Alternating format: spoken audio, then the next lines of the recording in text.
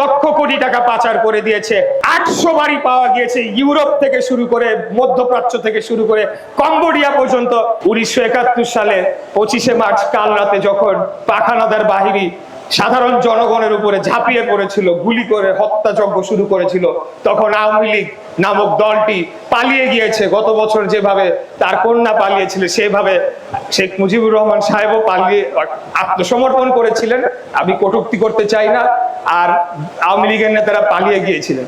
তখন রাজনৈতিক শূন্যতা সৃষ্টি হয়েছিল, সাধারণ জনগণ জানতো না কি করতে হবে, তারা দিক বিদিক হয়ে ছোটাছুটি করছিল। সেই সময় একজন তরুণ মেজর, 36 বছর বয়স, আমি এই উদাহরণটা সব সময় দিয়ে থাকি, আমার বয়স 38, উনি 36 বছর বয়সে কয়েকদিন যাবত উনি পরিকল্পনা করেছিলেন কিভাবে কালুরঘাট বেতার কেন্দ্র দখল করবেন, এবং তিনি তার ঊর্ধ্বতন পাকিস্তানি সেনা কর্মকর্তাকে হত্যা করে তিনি তার স্ত্রী পুত্র সবাইকে ঝুঁকির মুখে রেখে কালুরঘাট বেতার কেন্দ্র দখল করেন এবং সেখান থেকে মহান স্বাধীনতা ঘোষণা দেন, যুদ্ধের আহ্বান জানান, যেটি পরবর্তীতে সারা বাংলাদেশে ছড়িয়ে পড়ে। সেই সময় মোবাইল টেলিফোন ছিল না, ফেসবুক ছিল না, টেলিভিশন ছিল না। ওই স্বাধীনতার ঘোষণার যে দেওয়া হয়েছিল সেটাই ছিল ঘোষণা, যার কারণে বাংলাদেশের জনগণ এবং তৎকালীন ইস্ট পাকিস্তান রেজিমেন্ট সহ পুলিশ বাহিনী সহ বিভিন্ন বাহিনী এই সশস্ত্র যুদ্ধে অংশগ্রহণ করে এবং দীর্ঘ 9 মাস যুদ্ধের পর আমরা বাংলাদেশ পাই। এছাড়া আমি একটু দ্রুততার সাথে কথা শেষ করছি, যেহেতু অনেকক্ষণ আপনারা অপেক্ষা করছেন। আপনারা ইতিমধ্যে আমাদের শামীম ভাই বলেছেন যে যদি দল ওনাকে মনোনয়ন দেয় এবং যদি আপনারা ভোট দিয়ে ওনাকে সংসদ সদস্য হিসেবে পাঠান, তাহলে উনি এলাকার জন্য কি কি করতে চায়। আমি বলবো যে এর প্রত্যেকটি একদম বাস্তবসম্মত এবং এর প্রত্যেকটি হলো গিয়ে আমাদের বাংলাদেশ জাতীয়তাবাদী দলের 31 দফার অংশভুক্ত।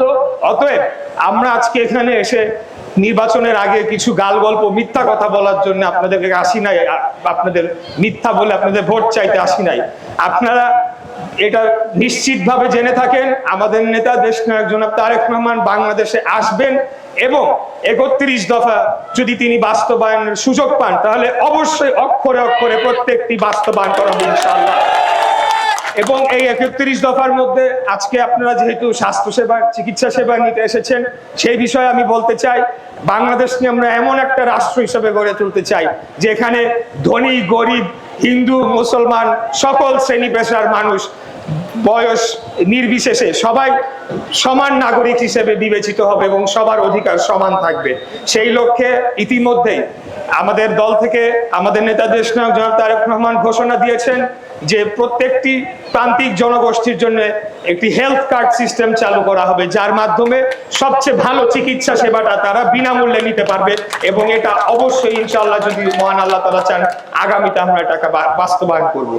আমি আমার সামনে উপস্থিত সকলকে বলবো, আপনারা অনেকক্ষণ ধৈর্য সহকারে আমার বক্তব্য শুনেছেন। আমি আর বক্তব্য দিতে চাই না, কারণ আমার মনে হয় সম্পূর্ণ বক্তব্য ইতিমধ্যে এই মঞ্চ থেকে বিভিন্ন আমাদের রাজনৈতিক নেতৃবৃন্দ দিয়েছেন। আমি শেষ যে কথাটি আপনাদেরকে বলবো যে অবশ্যই অতীতে বাংলাদেশ জাতীয়তাবাদী দল বিএনপি ক্ষমতায় ছিল এবং আমরা কেউই ফেরেশতা নই।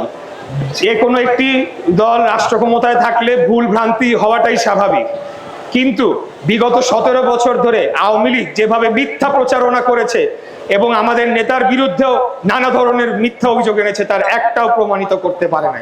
কিন্তু আপনারা দেখেন এই আওয়ামী লীগ গত 17 বছরে বাংলাদেশের অর্থনীতি থেকে 30 লক্ষ কোটি টাকা পাচার করে দিয়েছে।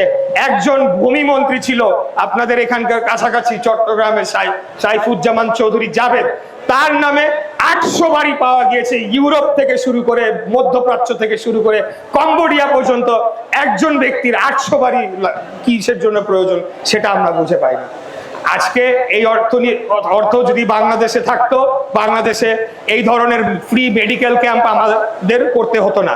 আমরা এমন বাংলাদেশ করতে চাই যেখানে রাজনীতিবিদরা এসে ফ্রি মেডিকেল ক্যাম্প করতে হবে তাদেরকে, সেই বাংলাদেশে আমরা চাই না।